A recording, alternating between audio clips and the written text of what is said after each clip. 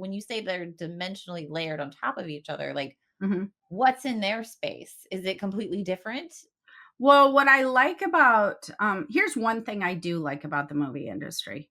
One thing I like about the movie industry is that's where people get in touch with their imagination. And as you know, when we're talking about channeling, that's your doorway. That's your bridge into really connecting with and communicating with your spiritual self and being able to see things in existence in other dimensional spaces.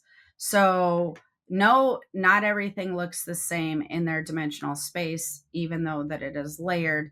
When you're dealing with an elemental space, you're dealing with a lot more earth energy typically. So it's a lot more greenery, a lot more lights, a lot more like flowers, a lot more nature things. Yeah. Typically, when you're dealing with an elemental space, now those things can still exist, even though that you can't see it with the naked eye. Even if that dimensional space might be very near your own personal dimensional space, meaning the physical aspect of your space.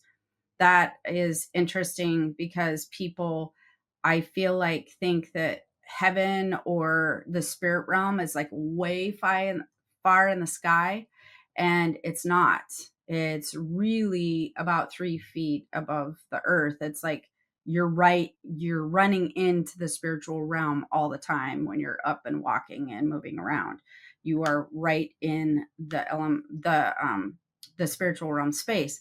So when people who might hear spirits and things at night, sometimes they can feel like they're in a party because they're in this spiritual realm space. They're crossing dimensions. They're able to hear it and be in our physical space at the same time, which is absolutely possible. You're fully capable. In fact, that's where you have typically learned to advance your techniques when you do it at will, but people will often do it at night on accident. And that's when their belief system goes down.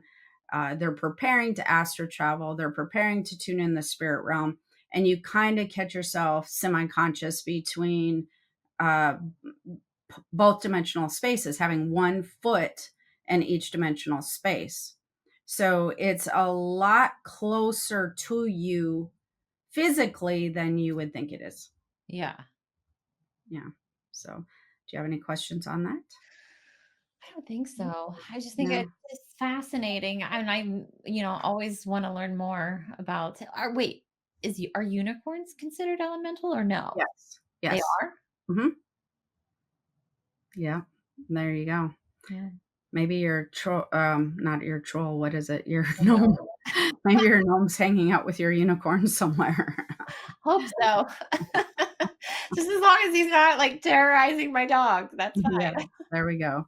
Spirits do that too, though. It's not always elementals. I used to have spirits harassing my dogs all the time, and they were very annoyed by that. They would look up and be barking and barking. So it doesn't matter. It's not always elementals. So it could be spirits. Yeah, So if your animal is reacting, it could be one or the other. It doesn't need to be just an elemental.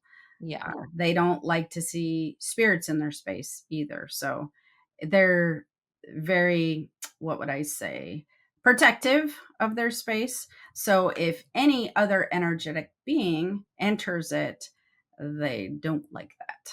yeah. My dog was like a grumpy old man, like, and he was, gosh, I don't know, he was probably over 10 at that point, so it was just he was He not was really like, "Just get out. yeah, he Yeah, was you're disrupting my nap time. Like, I need you to go."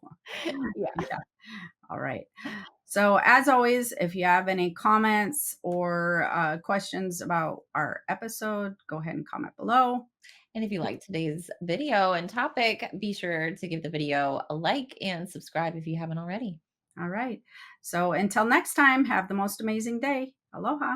Bye. Bye.